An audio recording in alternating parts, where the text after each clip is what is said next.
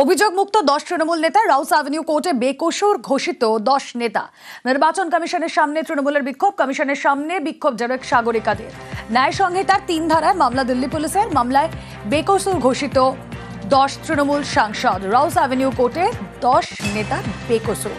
কথা বলবো, মৈত্রী ভট্টাচার্য রয়েছেন সঙ্গে। মৈত্রী, দেখো, তৃণমূল সাংসদ সহ তৃণমূল নেতাদের বিরুদ্ধে যে মামলা করা হয়েছিল দিল্লি পুলিশের দ্বারা, সেই মামলা থেকে আজকে অব্যাহতি দেওয়া হয়েছে তাদের প্রত্যেককেই। এই ধর্ণা তৃণমূল কংগ্রেসের তরফ থেকে তৃণমূলের সাংসদ, প্রাক্তন সাংসদ এবং নেতারা, যার মধ্যে দোলা সেন, ডেরেক ওব্রায়েন সহ একাধিক নেতা তারা ছিলেন উপস্থিত।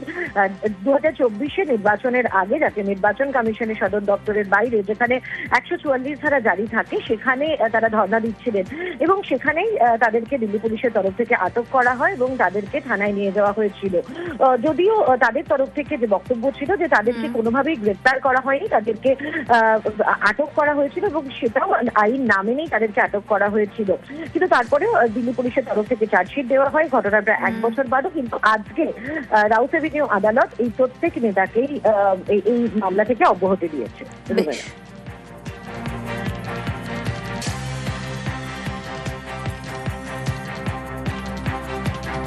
এবার যে খবরের দিকে নজর রাখবো, প্রশ্নপত্রে বিপ্লবীদের সন্ত্রাসবাদী তকমা। প্রশ্ন বিতর্ক গতকালই আপনাদের দেখিয়েছিলাম কোথায়, বিদ্যাসাগর বিশ্ববিদ্যালয় ইতিহাস অনার্সের 6th সেমিস্টার। সেখানে 12 নম্বর প্রশ্নে দেখাচ্ছি আপনাদের হাইলাইট করে। 12 নম্বর প্রশ্নটা দেখুন ভালো করে।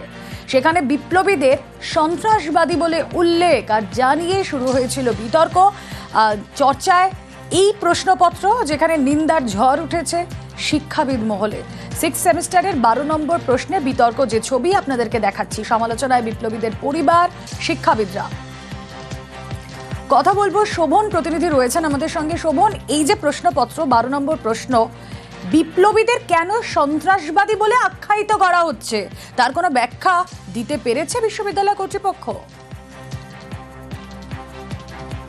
একেবারে দেখো রমিলাদি, যেটা বিশ্ববিদ্যালয় কর্তৃপক্ষের সঙ্গে কথা বললাম, অর্থাৎ বিশ্ববিদ্যালয়ের ভিসি যিনি আছেন তিনি প্রেস বিবৃতি করেছেন। প্রেস বিবৃতি দিয়ে তিনি যেটা জানিয়েছেন যে এই যে সন্ত্রাসবাদী বলে কথাটি উল্লেখ করা হয়েছে, সেটি মূলত বঙ্গানুবাদ, অর্থাৎ হচ্ছে যে ইংরেজিতে যে কোয়েশ্চেন ছিল সেই ইংরেজির কোয়েশ্চেনের বাংলায় অনুবাদ করতে গিয়ে কিন্তু যে শব্দটি উঠে এসছে সেটাই কিন্তু ব্যবহার করা হয়েছে।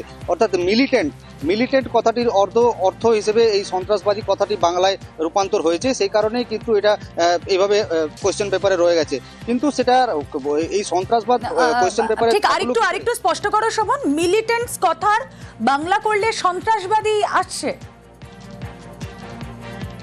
হ্যাঁ, মিলিটেন্ট কথা, যেটা মিলিটেন্ট ইংরেজিতে যে কোয়েশ্চেন ছিল, সেই মিলিটেন্ট ন্যাশনালিজম, এই মিলিটেন্ট ন্যাশনালিজমের কথার অর্থ হলো জঙ্গি জাতীয়তাবাদী।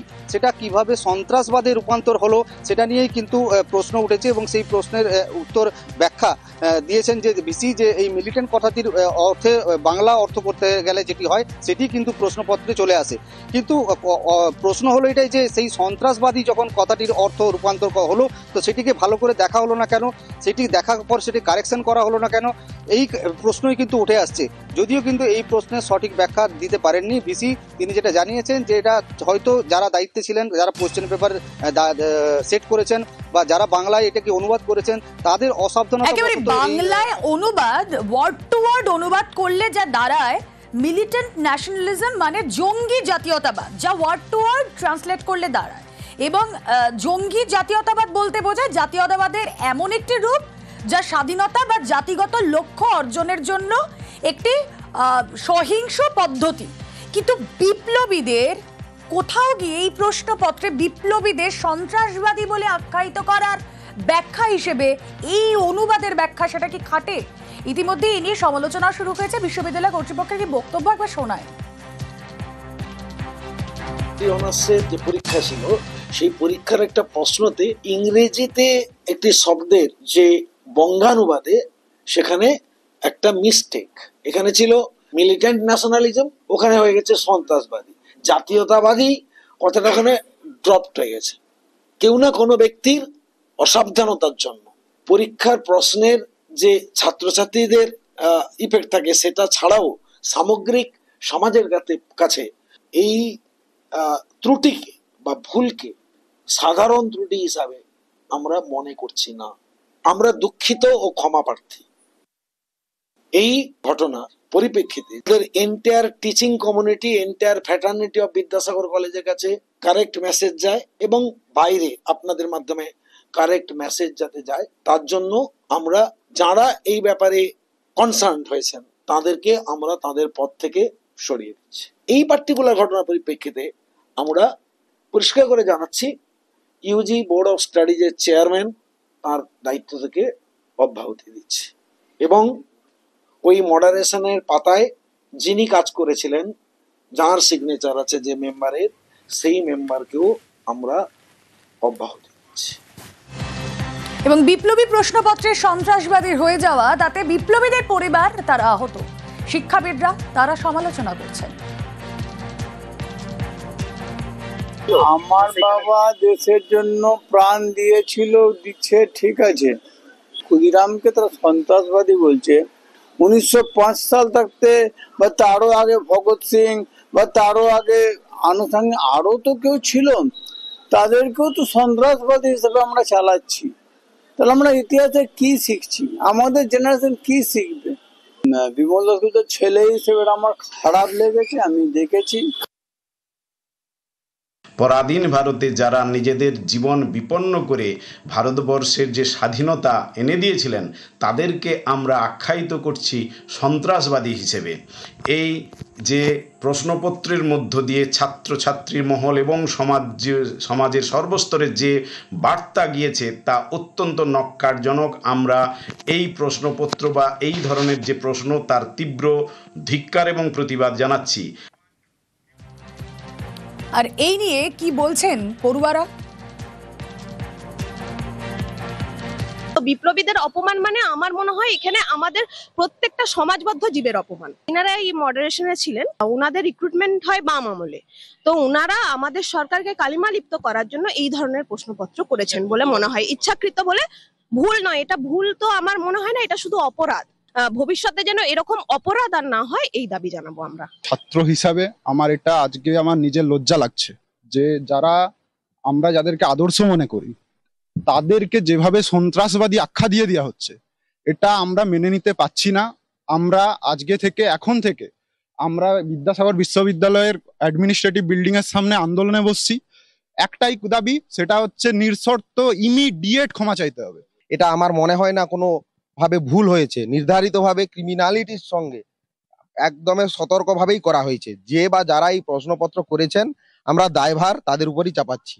ওনাদের অবশ্যই নিঃস্বার্থ ক্ষমা চাওয়া উচিত, কারণ কোনোভাবেই বিপ্লবীদের সন্ত্রাসবাদী হিসেবে আমরা ছাত্র হিসেবে এবং ভারতবর্ষের মানুষ হিসেবে, ভারতবাসী হিসেবে, স্বাধীন ভারতের নাগরিক হিসেবে কখনোই মেনে নিতে পারি না।